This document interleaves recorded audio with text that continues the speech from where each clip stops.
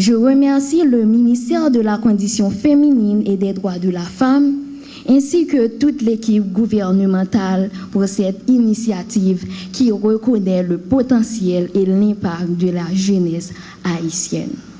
Je voudrais également saluer une autre fierté nationale, Abigail Alexandre, qui a brillamment représenté Haïti à un concours d'éloquence en France. Ton parcours nous inspire et il montre au monde entier que, malgré les difficultés, Haïti regorge de talent, de courage et d'intelligence. Mon parcours à House of Challenge n'a pas été seulement une compétition, c'était une mission. Une mission pour porter la voix de mon pays, Haïti. Car Haïti n'est pas un pays comme les autres. C'est une terre qui a vu ses ancêtres se lever contre l'impossible. Une terre où des hommes et des femmes ont choisi la liberté plutôt que la soumission, la dignité plutôt que la peur. Nos ancêtres n'avaient ni richesse, ni armées puissantes, mais ils avaient quelque chose de plus fort, le courage.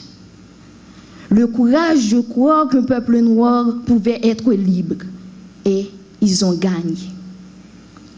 Alors aujourd'hui, je vous pose une question.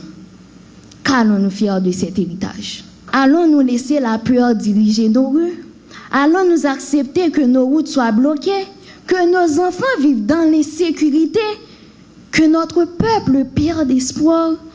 Ou allons-nous, comme nos ancêtres, trouver le courage d'agir? Le peuple haïtien ne demande pas l'impossible. Il demande la paix. Il demande la sécurité. Il demande le pouvoir de circuler librement, vivre dignement, voter librement. Aujourd'hui, je vous appelle non seulement comme autorité, mais comme héritier de cette nation courageuse. Et le courage de décider, et le courage de protéger, et le courage de ramener la paix.